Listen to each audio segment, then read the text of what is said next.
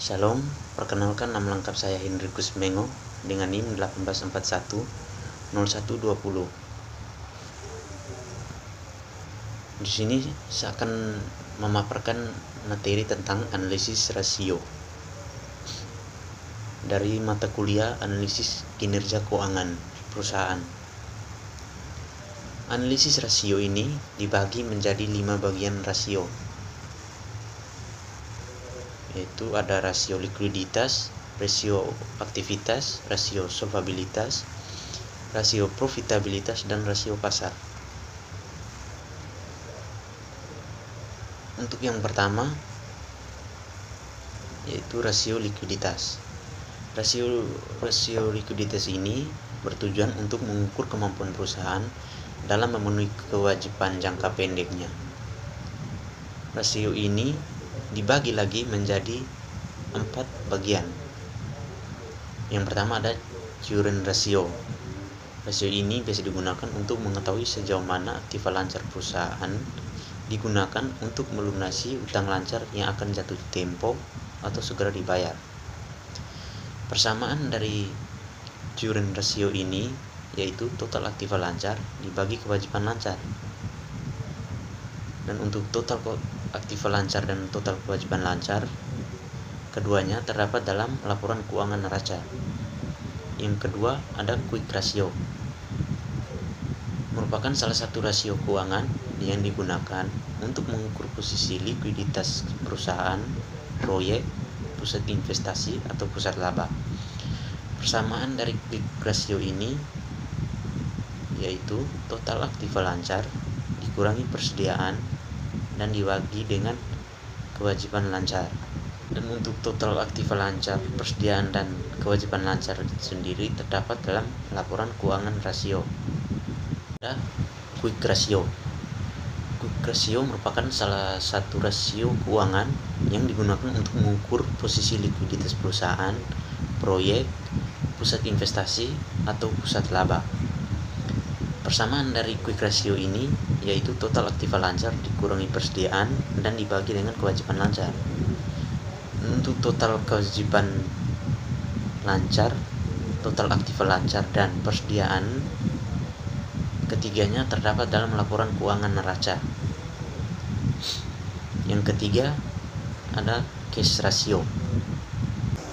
Untuk rasio ini biasanya menunjukkan kemampuan kas perusahaan untuk melunasi hutang lancarnya tanpa harus mengubah aktiva lancar bukan kas menjadi kas. Persamaan dari cash ratio ini yaitu kas dibagi dengan total kewajiban lancar.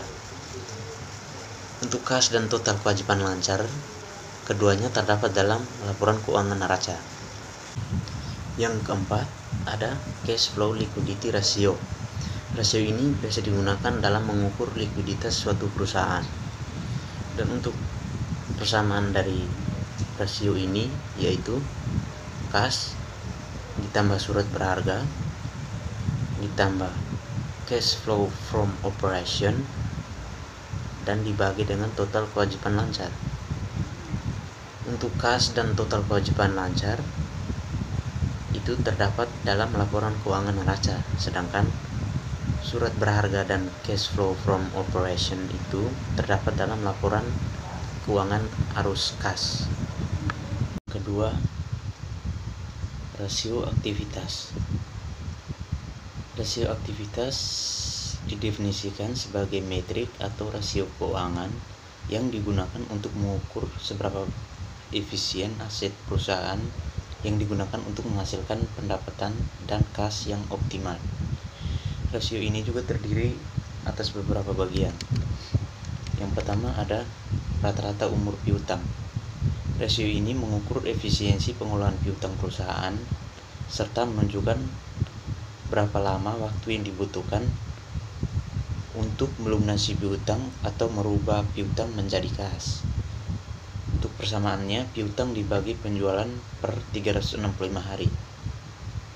Untuk piutang terdapat dalam laporan keuangan neraca, sedangkan untuk penjualan terdapat dalam laporan keuangan laba rugi. Yang berikutnya ada perputaran persediaan. Rasio ini merupakan ukuran berapa kali persediaan yang dijual atau digunakan dalam periode waktu seperti 1 tahun. Untuk persamaannya, harga pokok penjualan dibagi persediaan. Untuk harga pokok penjualan dan persediaan, keduanya terdapat dalam laporan keuangan neraca. Yang berikut ada perputaran aktiva tetap. Rasio ini mengukur produktivitas dan efisiensi aset tetap dalam menghasilkan pendapatan.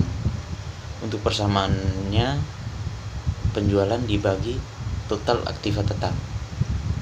Untuk penjualan itu terdapat dalam laporan laba rugi, sedangkan untuk total aktiva tetap terdapat dalam laporan keuangan neraca. Yang berikut ada perputaran total aktiva. Rasio ini biasa digunakan untuk mengukur seberapa besar efektivitas dari suatu perusahaan dalam menggunakan sumber dayanya yang berupa aset. Untuk persamaannya yaitu penjualan dibagi total aktiva. Untuk penjualan itu sendiri terdapat dalam laporan keuangan laba rugi, sedangkan untuk total aktiva terdapat dalam laporan keuangan neraca. Dan untuk rasio yang ketiga yaitu rasio solvabilitas. Rasio ini biasa digunakan dalam rangka menilai kemampuan dari sebuah perusahaan atas pelunasan hutang dan seluruh kewajibannya dengan menggunakan jaminan modal maupun aktiva yang dimiliki dalam jangka panjang maupun jangka pendek. Rasio solvabilitas ini dibagi menjadi 3 bagian. Yang pertama ada debt ratio, yaitu mengevaluasi besaran perusahaan sesuai jumlah hutang untuk dapat membiayai aset. Persamaannya total kewajiban dibagi total aktiva. Untuk total kewajiban dan total aktiva keduanya terdapat dalam laporan keuangan neraca. Yang kedua ada debt to equity ratio, merupakan rasio hutang atas ekuitas atau kepemilikan dalam bentuk nilai uang. Untuk persamaannya yaitu total kewajiban dibagi dengan total modal. Keduanya terdapat dalam keuangan neraca. Yang ketiga ada time interest earned ratio, rasio yang mengevaluasi kemampuan perusahaan untuk melunasi beban bunga di masa depan. Untuk persamaannya yaitu laba sebelum pajak dan bunga dibagi biaya bunga. Keduanya terdapat dalam laporan keuangan laba rugi. Yang keempat ada rasio profitabilitas, yang berfungsi sebagai perbandingan untuk mengetahui kemampuan perusahaan untuk mendapatkan laba dari pendapatan terkait penjualan aset dan ekuitas.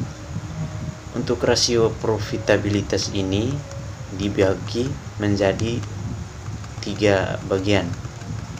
Yang pertama ada profit margin, yang digunakan untuk mengukur laba bersih setelah pajak terhadap penjualan. Dengan persamaannya yaitu laba bersih dibagi dengan penjualan. Keduanya terdapat dalam laporan keuangan laba rugi.